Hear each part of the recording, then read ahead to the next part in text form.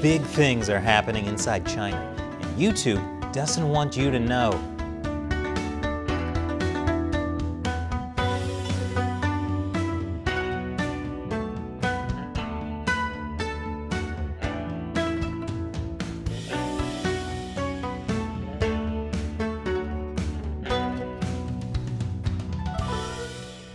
Welcome to China Censored. I'm Chris Chappell. For those of you who haven't heard, something major is going down in China right now. I'm about to show you a clip, and it is shocking. Oh my gosh, I can't believe what I'm seeing. This is truly a moment that will go down in history. So, that's basically the only kind of coverage YouTube will allow. Let me explain. Last weekend, massive protests erupted in China. Some protesters even called for Xi Jinping and the Communist Party to step down.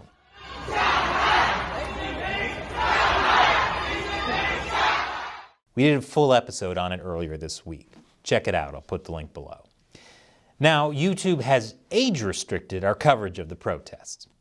What that means, essentially, is that YouTube will bury the episode so no one sees it. It'll get as many views as an accordion cover of an Insane Clown Posse song, namely, way fewer than it deserves. The point is, intentionally or not, YouTube is helping the Chinese Communist Party cover up their crimes.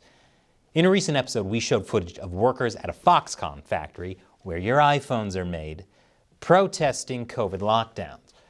They were met with force, because that's how authoritarian regimes respond to protests. But YouTube says we can't talk about that to a general audience. They age-restricted our video for violating community guidelines. I appealed the age restriction, but the appeal was rejected. They told me it was to keep the YouTube community protected. Keep them protected from what? So I posted about what YouTube did on Twitter, and it went viral. That was pretty embarrassing for YouTube. So they told me they would review the episode again. Glad all I have to do to get YouTube to respond to me is go viral. Next time I need to get a hold of them, I'll just ask while filming a pile of puppies farting the national anthem. YouTube got back to me, and this was their message.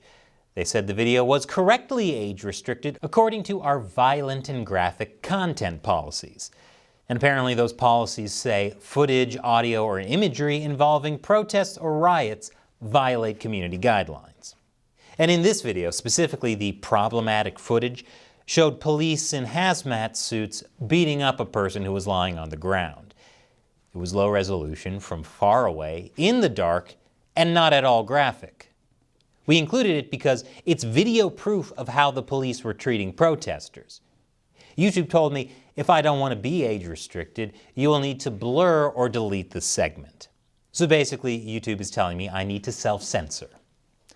Although that episode showed Chinese police beating a protester, YouTube has also censored other episodes where all we've shown is a video of blindfolded Uyghur prisoners, or a still photo of Hong Kong police arresting protesters, or a still photo of Uyghurs in a detention center.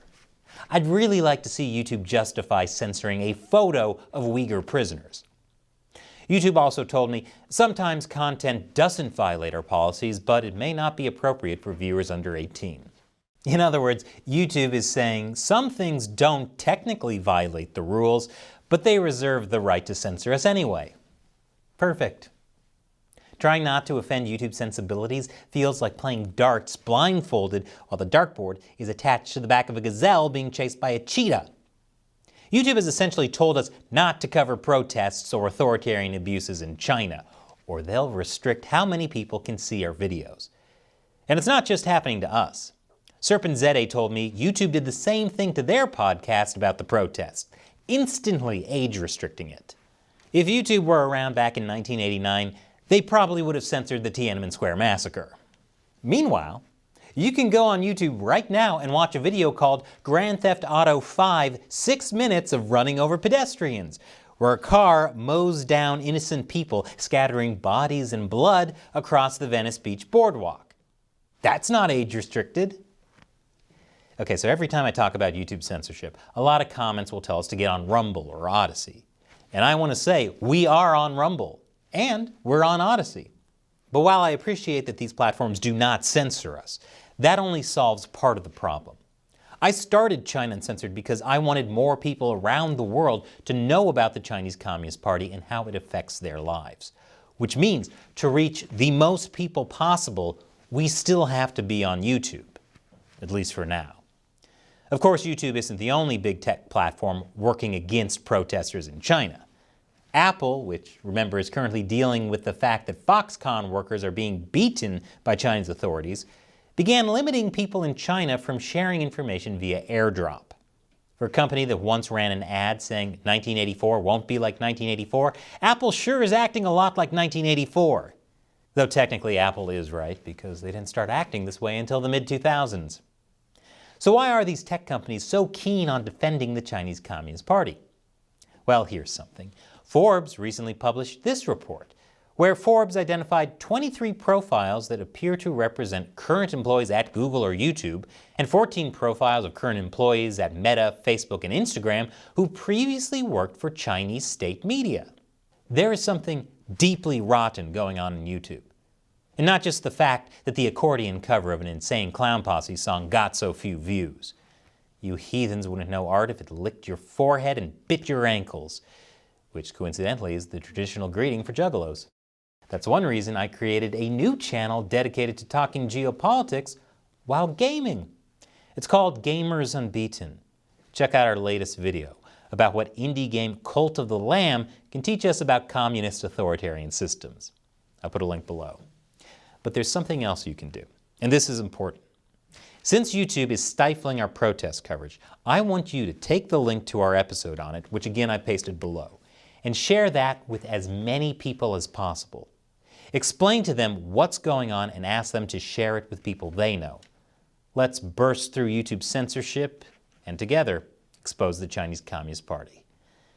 And now it's time for me to respond to a question or comment from a member of the China Uncensored 50 Cent Army.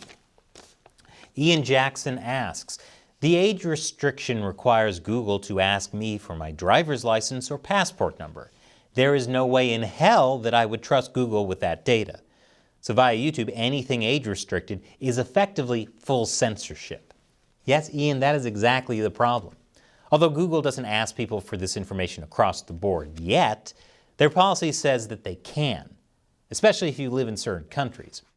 As time goes on, I think more and more people will come to trust Google less and less. Sad for a company that once had the motto, "Don't be evil," and pulled out of China in 2010. But now Google, which owns YouTube, is actively making it more difficult to learn about China and the CCP.